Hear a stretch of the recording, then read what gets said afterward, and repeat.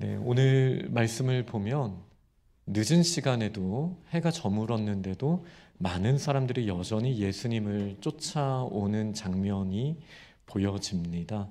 그들이 왔던 이유는 그들이 눌려 있는 문제를 해결받고 싶기 때문이었죠.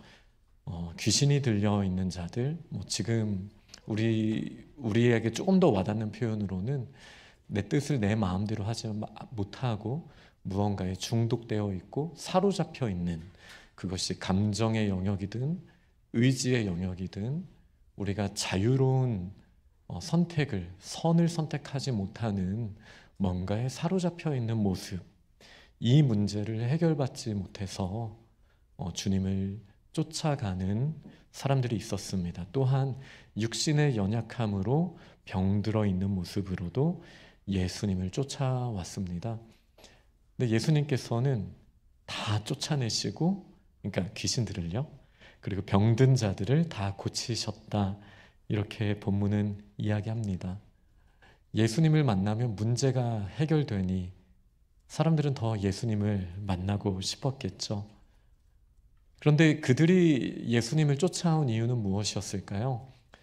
불편하니까요. 사람답게 살지 못하니까요. 육신의 연약함으로, 또 마음의 어려움으로, 귀신 들린 모습으로 사람답지 못하고 참 불편한 삶을 살았던 그들에게 예수님은 유일한 소망이었습니다. 그런데 그것이 전부일까요? 라는 질문을 저희는 해봐야죠. 예수님이 병을 고치시고 귀신을 쫓아내시고 우리의 연약함을 해결해 주시는 게 우리의 인생의 목표가 되어야 할까요? 라는 질문을 저는 오늘 본문이 우리에게 지금 던지고 있다라고 생각합니다.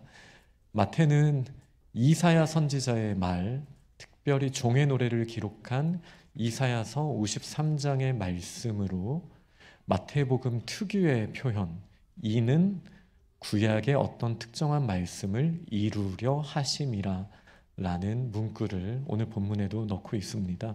우리의 연약한 것을 친히 담당하시고 병을 짊어지셨도다. 이 종의 노래의 맥락에서 보면 가장 중요한 건 우리의 허물과 죄를 대신 지신 예수님에 대한 이야기라고 할 수 있습니다. 예수님께서는 단지 저희의 육신의 문제와 당장의 문제를 해결하시기 위해 이 땅에 오신 분이 아니십니다. 훨씬 더 중요한 본질적인 문제를 다루시죠. 우리의 죄의 문제, 우리의 영원한 생명의 문제, 그리고 사랑의 문제를 예수님은 다루시는 분이십니다. 그리고 오늘 본문을 통해서 예수님을 따른다고 하는 자들에게 예수님께서는 다시 선명하게 보여주시는 거예요. 우리는 왜 예수님을 따릅니까? 나의 일상 가운데 불편함을 해결해 주시기 때문에 저희는 지금 예수님을 따르고 있습니까? 그 부분도 작은 열매들 중에 하나가 될 수 있습니다. 우리의 연약함을 고쳐주시는 것, 우리의 병든 몸을 치료해 주시는 것, 우리의 마음을 회복시켜 주시는 것, 지혜 없는 자들에게 지혜를 주시는 것, 하나님이신 예수 그리스도를 만났을 때 우리에게 선물같이 주어지는 것 중에 하나가 될 수 있죠. 그러나 우리는 또 커다란 질문을 해야 합니다. 그런데 예수님이 한번 우리의 눈을 고쳐주시면 이 눈은 평생 이제 안 아픈 걸까? 예수님이 한번 귀신을 쫓아내 주시면 이제 더 이상 우리의 마음은 흔들림 없이 하나님만 바라보게 될까? 예수님이 우리의 육신의 연약함을 해결해 주시면 우리는 다시는 아프지 않게 되는 걸까? 이 질문을 던져봤을 때 우리는 성경을 통해서 그렇지 않다라는 걸 알죠. 만약에 그랬다라면 죽은 나사로를 살리셨기에 그 나사로는 지금도 살아 있었어야겠죠. 예수님이 살려주시고 예수님이 고쳐주시고 예수님이 귀신을 쫓아주시지만 그거는 제한적이었고 또 이 세상에 한계를 가지고 있었던 부분입니다. 그러면 이제 어떻게 되는 거죠? 사람들은 예수님을 계속 소유해야 되는 거예요. 내가 언제 또 아플지 모르는데 그러면은 예수님이 내 옆에 있다가 내가 예수님 하면은 나를 고쳐주시는 누군가가 필요한 거죠. 이렇게 예수님의 치유하심이, 예수님이 우리를 회복하심이 우리의 인생의 목적이 될 수도 있습니다. 근데 그것은 잘못된 거죠. 왜 잘못된 것이죠? 예수님이 이 땅에 오셔서 우리를 치유해 주시는 진짜 이유는 무엇입니까? 우리의 연약함을 회복해 주시는 이유가 무엇입니까? 그 당시 죽은 자들을 잠깐이나마 다시 살려주셨던, 물론 그 잠깐이 수십 년일 수 있지만요, 영원과 비교하면 잠깐이잖아요. 그렇게 살려주셨던 이유가 무엇입니까? 예수님이 이 땅에 오신 이유를 보여주시기 위함이었어요. 예수님께 연약한 것을 완전히 고치시는 능력이 있다라는 사실, 예수님 안에 있을 때 죽음의 문제가 해결되고 영원한 생명을 누린다라는 사실, 예수님 안에 있을 때 사망의 그 권세를, 그 그림자에서 벗어나서 이제 생명의 사랑의 나라, 그 아들의 나라로 우리를 옮겨주신다라는 그 사실을 저희들에게 알려주시기 위해서예요.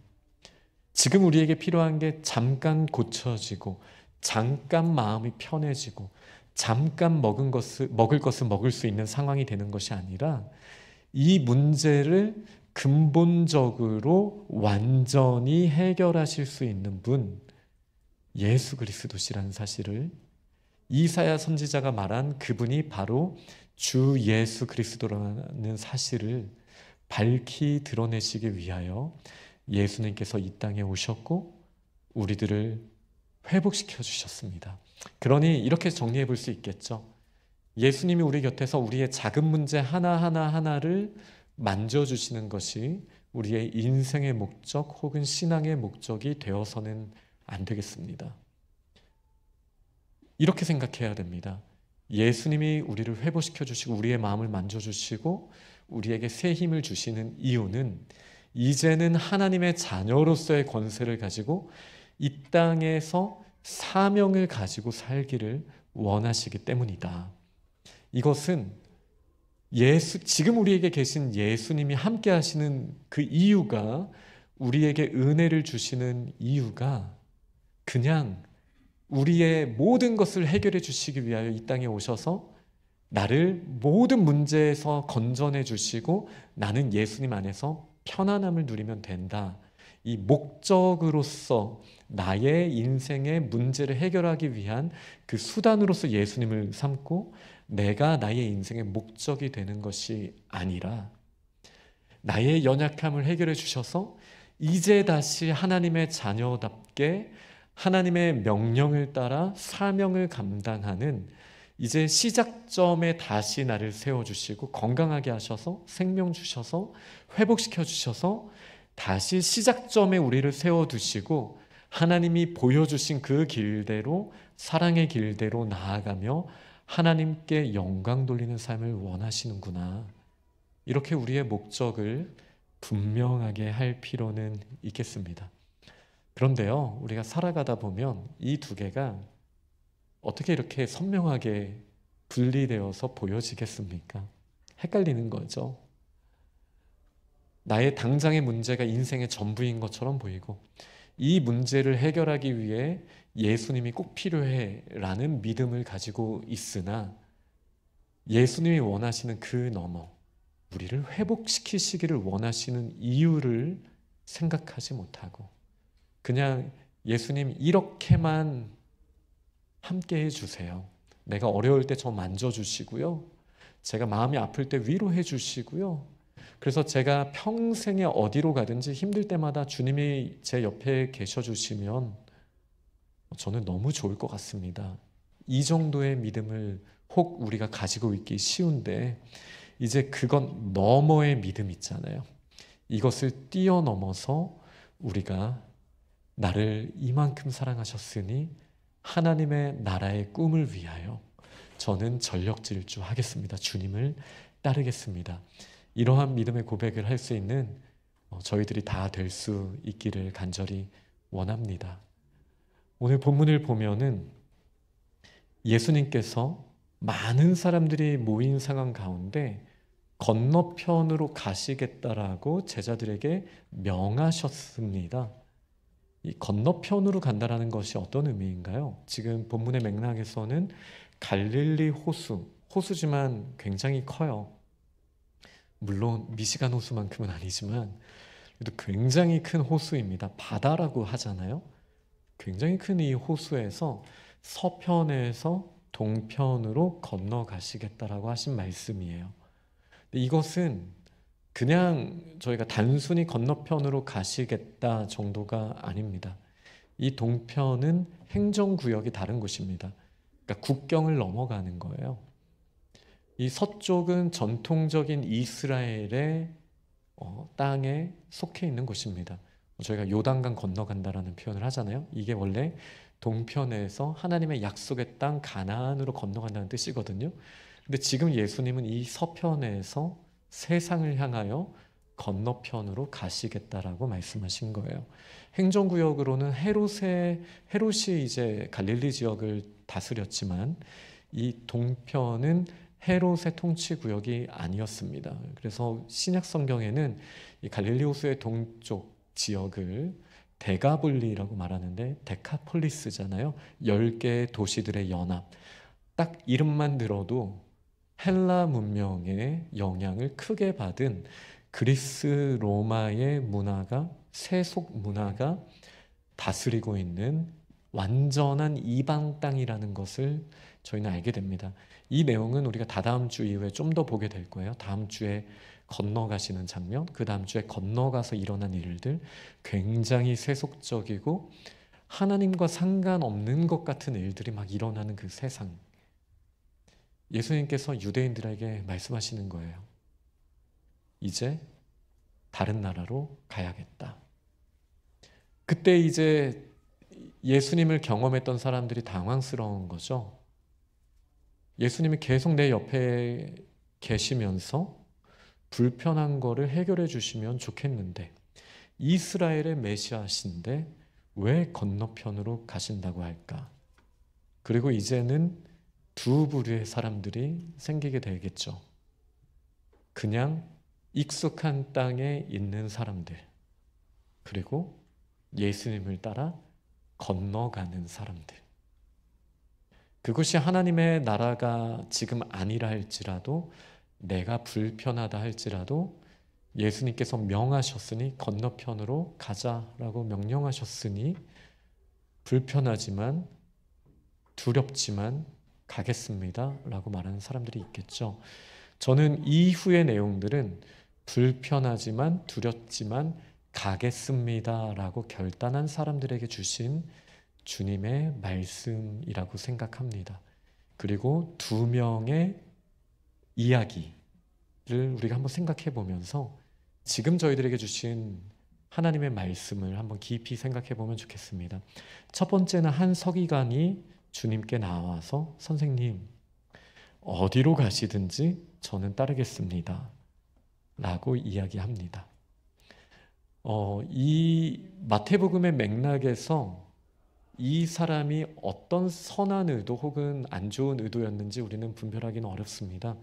그리고 예수님의 답변 이후에 그가 떠났다 따랐다라는 내용이 없기 때문에 약간 가치 중립적으로 저는 이 본문을 봐야 한다라고 생각합니다. 근데 이 서기관은 어디로 가든지 지금의 맥락에서는 내가 익숙한 곳이 아닐지라도 아버지를 따라 그 예수 그리스도를 따라 가는 그 길을 제가 가겠습니다라고 지금 결단하고 있는 거죠.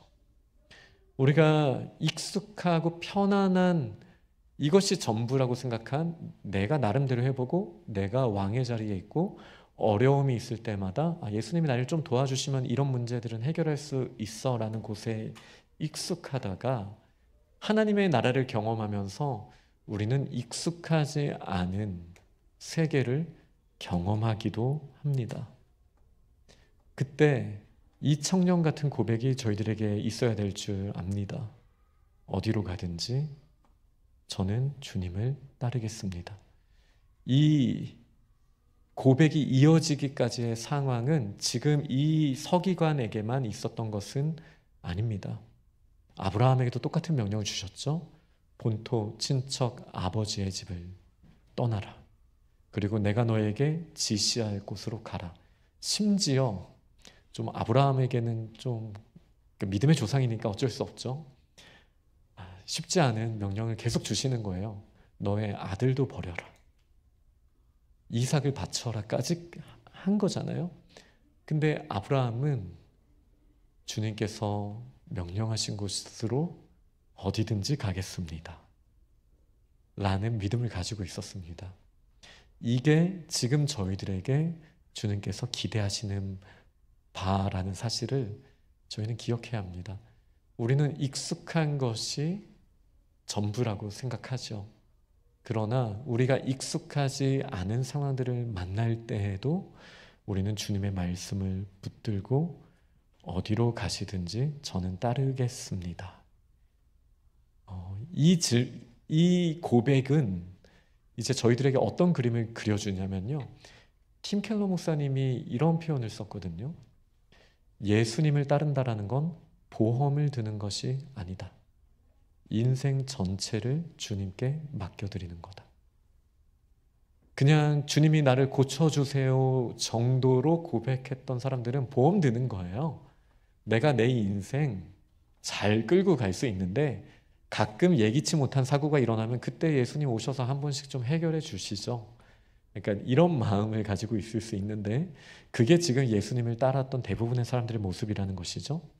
그런데 우리가 예수님을 믿는다라는 게 그냥 보험 드는 정도가 아니라 내 인생의 주님이라는 이 고백이 있을 때 예수님께서 내가 예상하지 못한 건너편으로 가시겠다. 이방의 땅으로 가시겠다.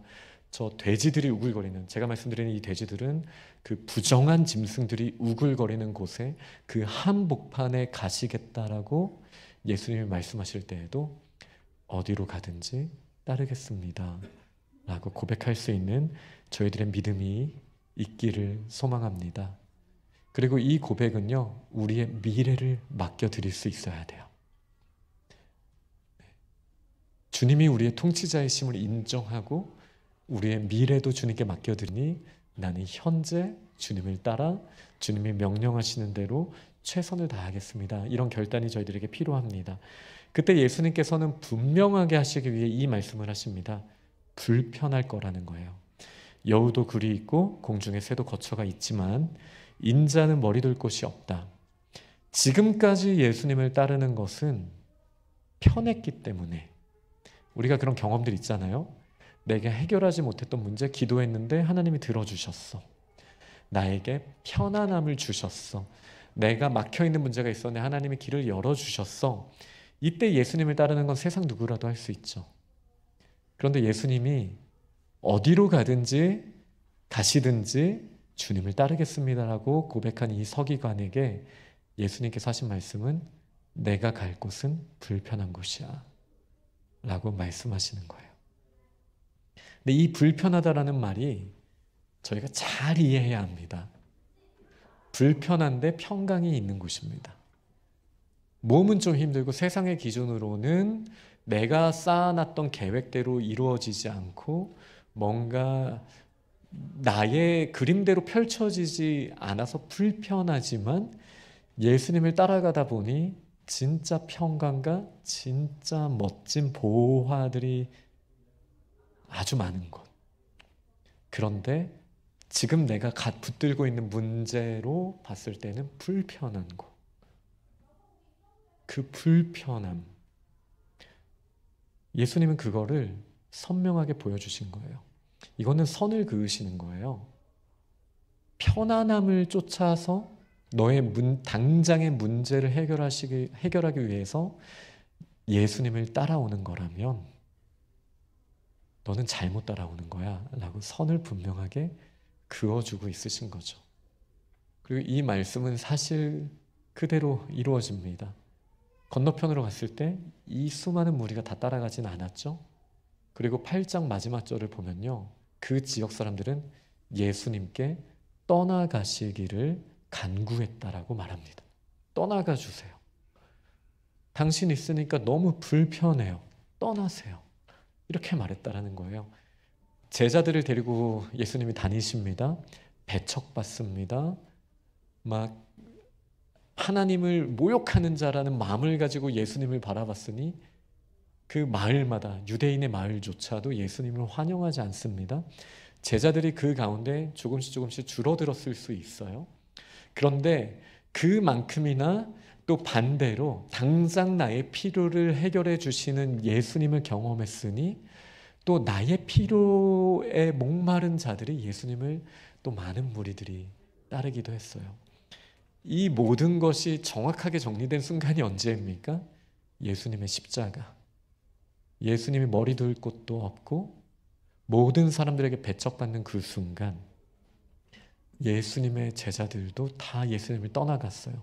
성경의 기록에 따르면 여성들 몇 명과 요한,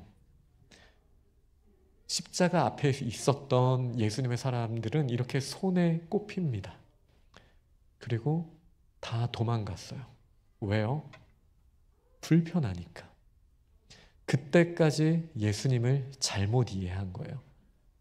뭐 당장 나의 육신의 문제, 당장 나의 문제가 아니라 할지라도요. 뭐 열심당원 시몬도 있었잖아요. 그 같은 경우는 예수님이 정치적으로 내가 꿈꾸고 있는 로마로부터의 해방을 일으켜 주실 메시아라는 자기 자신의 그림을 가지고 있었거든요. 그 그림을 가지고 있다가 예수님을 쫓아다니면서 나름대로 예수님의 말을 자기 기준으로 해석하고 나의 필요를 채워주시는 분이라고 생각했는데 지나고 나니 자기 자신이 중심이었고 예수님이 보험이었던 거죠. 내가 생각한 정치적 해방이 일어나야 돼. 다 이 목적을 가지고 예수님을 따랐으니 예수님이 십자가를 지는 순간 다 도망갈 수밖에 없었던 거예요. 그래서 예수님은 따르겠다라는 사람들에게 본질적인 이야기를 해주시는 거예요. 나를 따르는 건 불편한 일이야. 좁은 길이야. 좁은 문이야. 누구든지 나를 따르려거든 자기 십자가를 지고 따라야 해. 이렇게 계속 말씀해 주시는 거예요. 그런데 소망이 무엇입니까? 부활이에요. 부활. 예수님이 부활하시고 나서 모든 게 바뀌었어요. 여러분 당장 나에게 아픔이 있고 고통이 있습니다. 이 문제 해결되는 거 필요해요. 제가 그런 게 필요 없다라는 게 아닙니다. 필요해요.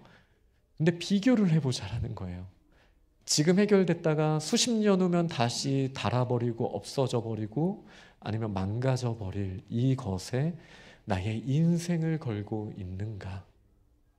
아니면 부활하셔서 진짜 영원한 생명이 있다라는 것을 증명해 내신 그 예수 그리스도의 생명의 역사, 부활의 역사, 그 충만하심을 바라보면서 지금 육신적으로는 조금 불편하고 나한테 익숙하지 않지만 그 영원한 생명의 길을 나아갈 것인가?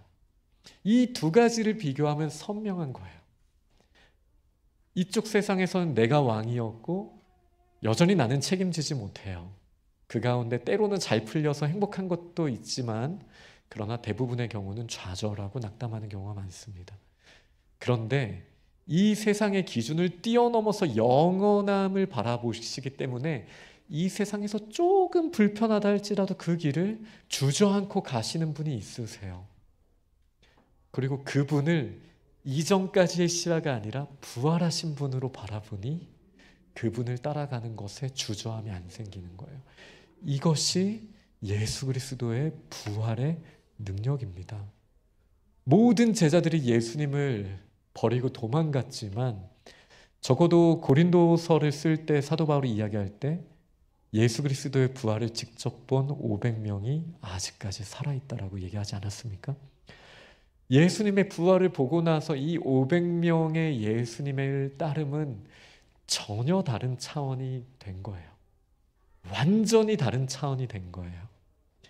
지금 당장 내 눈앞에 있는 문제가 해결되는 것보다 영원한 하나님의 나라의 통치하심에 대한 소망과 기쁨을 주셨기 때문에 나를 회복시키셔서 출발선에 세워주셨으니 이 기쁨의 복음을 가지고 저도 건너편으로 땅끝으로 나아가겠습니다라는 고백을 하는 그리스도인들이 500명이 아니라 수천 명, 수만 명, 역사를 2000년 넘게 이어가며 정말 큰 군대로 지금까지 세워져 왔다는 이 사실을 여러분 믿으십니까? 저희도 그 부르심 가운데 있는 거예요. 우리가 정말 예수님을 따르고 있는 이유가 무엇입니까? 정말 램프의 요정을 부리는 것 같은 그 자리는 우리가 이제 벗어나야 됩니다. 나에게 문제 있을 때마다 이렇게 램프를 비벼가지고 이것 좀 해결해 주세요 라고 하나님을 부리는 자의 모습에 있는 것이 아니라 나를 회복시켜 주셨으니 영원한 하나님의 나라에 합당할 수 있도록 하나님, 제가 주님의 말씀대로 따르며 나아가겠습니다. 이런 결단하는 모습을 원하시고, 그러면 불편할지언정 참 평강을 누리는 저희들의 모습이 될 줄 믿습니다. 이 모습은요, 이 세상의 모양과도 똑같아요. 육체의 연습은 약간의 유익이 있죠. 유익이 있습니다. 근데 그 육체의 연습을 우리는 편안하다라고 생각하지는 않을 거예요. 꾸준히 운동을 하거나 꾸준히 악기를 하거나 꾸준히 무슨 연구를 한다는 것은 불편한 일이에요. 그런데 그 불편함을 두려워하지 않고 우리가 마주하고 갈 때 그 불편한 너머에 훨씬 더 커다란 평강이 있는 거예요. 우리는 그것을 주저하면 안 됩니다. 그런데 우리는 자꾸 좋은 신앙을 이 불편함이 없는 나의 노력과 내가 익숙하지 않은 곳으로 가기 때문에 당장 겪어야 하는 이 불편함들을, 지금 이 불편함을 겪기 때문에 나는 하나님께 복받지 못했어. 예전에는 버튼만 누르면 하나님이 바로 딱딱딱 해결해 주셨는데 라는 관점으로 바라보니까 이 불편함을 우리는 자꾸 주저할 수 있거든요. 근데 그렇지 않습니다. 그게 정상적인 거예요. 원래 하나님께서 아담과 하와를 창조하실 때부터 경작하고 지키게 하시려고 아담을 세워주신 거예요. 그러면 원래 첫사람 아담처럼 저희를 회복시켜 주시는 이유가 무엇입니까? 경작하고 지키게 하시려고요. 하나님을 따라가서 불편함을 감수하고 훨씬 더 풍성한, 비교할 수 없는 영원한 하늘에 속한 신령한 복들을 연약한 자들에게 누리게 하시려고 하나님께서 우리를 부르셨다라는 것을 우리는 기억해야 됩니다. 이 두 번째 사람이 또 이야기를 합니다. 제자 중에 한 사람입니다. 내가 먼저 가서 내 아버지를 장사하게 허락하옵소서.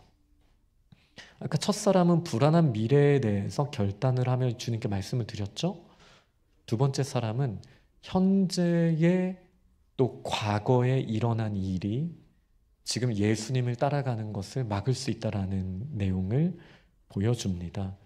주석가들은 이 상황을 세 가지 정도의 가능성으로 봅니다.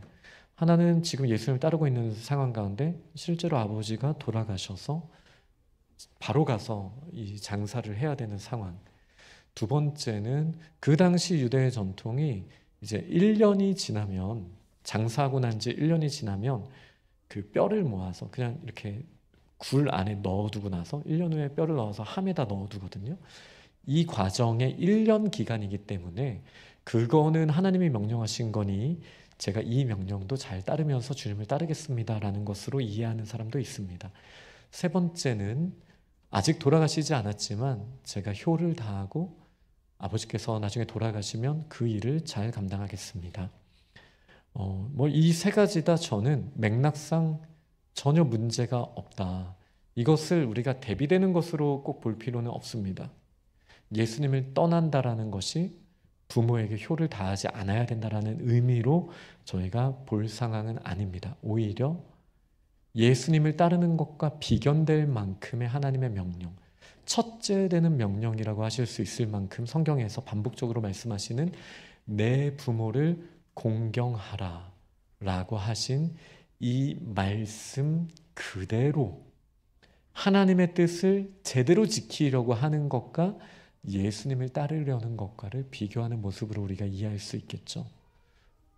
그러니 지금 이 시대를 살아가는 저희들에게 가정에 소홀하면서 나는 교회에서 봉사하는 것이, 부모에게 효를 다하지 못하면서 교회에 나와서 시간을 다하는 것이 예수님을 따르는 것이야 라고 해석할 여지는 전혀 없습니다.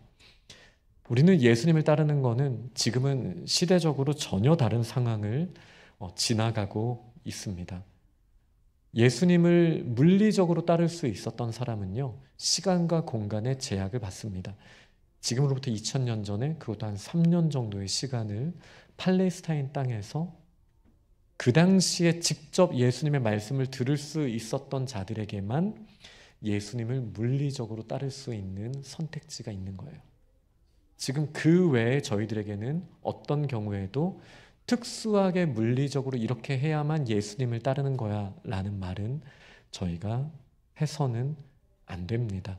이런 맥락은 저희가 조금 다르게 봐야 합니다. 그러나 저희들에게 주시는 말씀은 분명하죠. 이 세상에서 가장 가치 있다라고 하나님이 보여주시는 것 중에 효를 다하는 것보다 더 큰 계명은 없다라고 하셨잖아요. 부모에게 효를 다하는 것보다 이 세상의 것과 영원한 세상에서 우리가 진짜 가족으로서 누리는 것, 이 두 세계 중에 하나를 선택해야 한다라면 어떤 거를 선택하겠느냐라는 질문으로 봐야 되죠. 근데 하나를 선택해야 되는 경우는 없어요. 왜냐하면 천국은 이미 임하였다라는 관점에서는 이 땅 가운데 우리에게 허락하신 가정과 공동체 안에서도 누리게 되어 있거든요. 그러나 이것이 전부라고만 말하는 사람들에게는 이 질문이 필요한 거예요. 이 땅에서의 부모님과의 관계가 전부다. 이 땅에서의 나의 편안함이 전부다. 이 땅에서의 내가 먹고 마시는 게 전부다라고 말하는 사람에게는 그게 전부가 아니라 영원한 세상이 있는 그 따름을 따라올 수 있니? 라고 지금 예수님이 말씀하신 거예요. 이 제한된 시간에 이 명령을 들었던 사람들 중에 제자들이 있죠. 베드로, 안드레, 야고보, 요한 다 아버지를 버리고 예수님 따라갔다라고 표현합니다. 이거를 문자적으로 받아들이면 너무나 우리가 충격적이죠. 아버지를 버리다니 조금 다르게 생각해야 합니다. 오늘 저희가 읽었던 본문 바로 전에 제가 이 두 절을 뛰어넘고 지난주 본문에서 왔는데요. 베드로의 장모님의 열병을 예수님이 고쳐주셨어요. 이게 정말 가족을 버린 모습입니까? 예수님께서 가셔서 베드로 장모의 열병을 고쳐주셨는데요. 그러니까 우리가 그냥 단순하게 생각할 영역이 아니에요. 다만 이 경우는 육체적으로 부모님과 함께 있으면서 저 먼 곳에 가는 예수님을 동시에 따를 수는 없기 때문에 육체적으로 우선순위를 둬야 하는 정말 특수한 상황이었지만 그 특수한 상황에서도 가족들까지도 돌아보셨던 예수님께서 지금 저희들에게 따르라라는 명령은 무엇일까요? 네, 이걸 말씀드리고 이제 설교를 맺도록 하겠습니다. 다시 한번 우리의 인생의 목적을 돌아보라는 말씀으로 저는 들려집니다. 지금 당장 내가 계획한 것들이 이루어지는 것 중요하죠. 나에게 편안함이 있는 것 중요하죠. 문제들이 해결되는 것 중요하죠. 근데 그게 전부라고 생각한다면 우리는 하나님이 주인 되시는 삶을 경험하기가 어렵습니다. 하나님의 은혜로 그 일들을 경험한다 할지라도 여전히 내가 내 인생의 주인이 될 가능성이 큽니다. 그러니 내가 익숙한 곳을 떠나는 불편한 상황들이 막 오게 되었을 때 이런 긴장감은 가족들 사이에도 있잖아요. 가족들 사이에서도 우리가 항상 평안하기만 합니까? 불편하죠. 내가 사랑하는 사람들과 함께 자리를 하면 항상 편안합니까? 불편한 자리가 있죠. 내가 예상하지 못한 건너편 땅으로 가버리는 상황이 우리에게 생기는 거예요. 그때 진짜 무엇이 중요한지, 우리가 예수님을 따른다라는 게 내가 익숙한 곳에서 나의 고집만 부리는 게 맞는 건지를 한 번 더 생각하고 예수님을 따라가야 되지 않겠습니까? 우리가 지금 아웅다웅하면서 또 아둥바둥하면서 뭔가 노력하고 애쓰는 것들, 사실 지나가고 보면 예수님이 치료해 주셔도 곧 고쳐진다 할지라도 다시 아프게 되고 다시 죽게 되는 썩어져 버릴 이 세상의 문제를 가지고 저희가 너무 힘 빼고 서로 감정 상하고 있지는 않습니까? 훨씬 중요한 게 있죠. 하나님이 영원한 세상에 합당한 모습으로 우리를 하나님의 형상으로 만들어 주셨고, 우리는 다른 피조물들과 다르게 영광의 무게를 가지고 있는 사람들입니다. C.S. 루이스의 표현대로면 모든 문화도 모든 제국도 사라지게 되지만 하나님의 영광의 무게를 가지고 있는 사람들은 영원히 존재합니다. 그러면 우리의 매일의 삶 가운데 생겨지는 문제들 중에 우리는 무엇을 바라봐야 합니까? A가 옳은가 B가 옳은가를 대화하다가 서로 마음이 더 불편해지고 서로를 덜 사랑하게 되는 이 패턴이 이 세상 가운데 일어나고 있죠. 그런데 건너편 땅이라 할지라도 나는 예수님을 따라가겠습니다 라고 결단한 사람들에게는요, 세상의 문제를 가지고 A냐 B냐로 싸울 때 예수님이 가셨던 길, 자기 십자가를 지는 길, 사랑의 길, 그걸 가지고 하나님의 완전한 사랑과 영원한 세상에서의 그 무게감을 가지고 서로를 바라볼 수 있게 되는 거예요.